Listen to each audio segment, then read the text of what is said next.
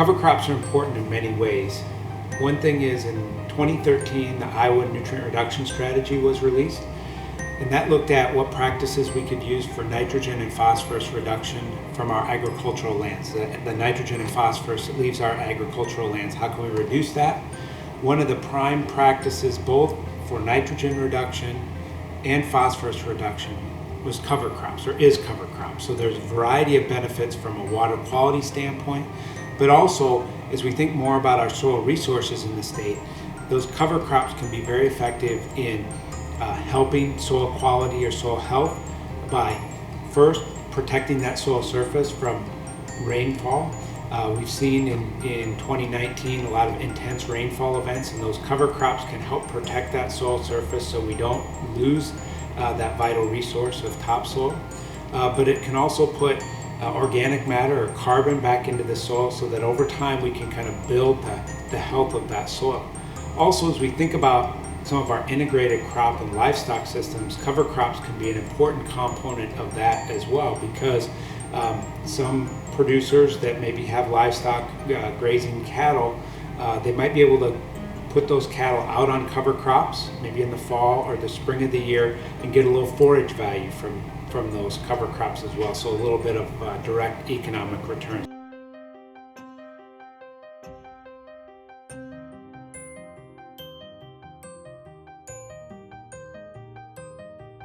I'm Mark Licht. I'm an Extension Cropping Systems Specialist with Iowa State University. Cover crops are grown between cash crops. So typically what we're going to see from a cover crop is we're going to harvest our corn crop, and then we'll have the growth of the cover crop, and then we'll be planting soybeans. And then as we think of the entire system, we'll go from soybeans into a cover crop terminated ahead of the corn crop. And so it's trying to get vegetation growing in a time period in Iowa's corn and soybean focused system where we'll have some vegetation outside of that cash crop system. And so largely what we're using in Iowa for cover crops is going to be our small grains. Winter cereal rye is going to be the most dominant cover crop that we're using. We do see some oats, we see some brassicas like turnips or radishes, and then we see some legumes like hairy vetch or some of the clovers that come into play occasionally. But again, we're usually not trying to harvest those cover crops, and so that's one of the distinguishing factors between them. I have just been funded last summer on 2 different projects with cover crops, and both of these projects to me are very unique in the sense that I'm not necessarily focused on the cover crop itself, but how do we manage the cover crop or the corn crop differently to maximize the benefits of both of them. So at this field site here, this is a very large interdisciplinary project.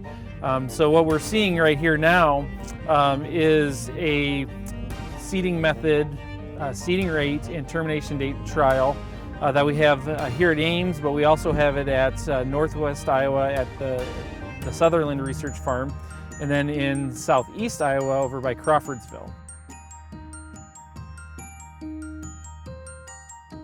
Anecdotally, as we listen to farmers across the countryside, they tell us the more biomass they have, the more likely it is that they're going to have the potential for some insects like black cutworm or armyworm as well. Unfortunately, we haven't necessarily been able to find that in research plots, but that is one of the things that we're hoping to do with this trial and another trial as well, is looking to see what the impact of cover crops is, not only on the crop growth and development of the corn cash crop, but then also the insect disease and weed severity and pressures that might come from that as well. My name is Alison Robertson. I'm a professor in the Department of Plant Pathology and Microbiology, and I'm also an extension field crops pathologist. I am also lead investigator on a couple of projects that have been funded by the Iowa Nutrient Research Center.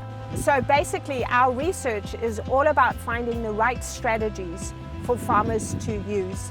And really, where our research is aimed at new farmers. In Iowa, the most popular cover crop that is grown is winter cereal rye, and the reason for that is that it germinates and grows under cool conditions, and it also grows very quickly, so its roots grow deep into the soil, and we get a lot of biomass produced by that rye, which is what we're looking for to protect the surface of the ground.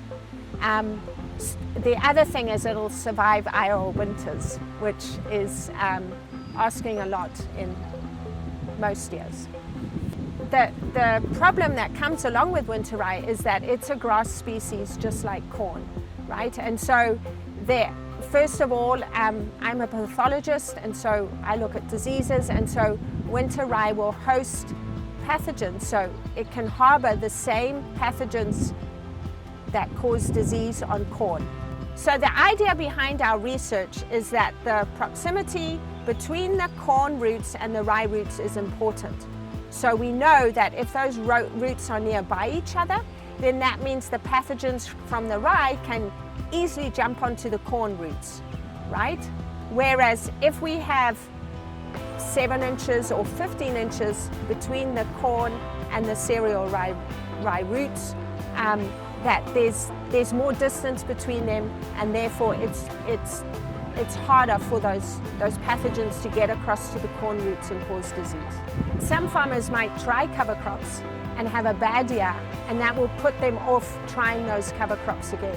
Whereas if farmers have a good year, they're more likely to continue with the practice and to increase the number of acres that they do that practice on.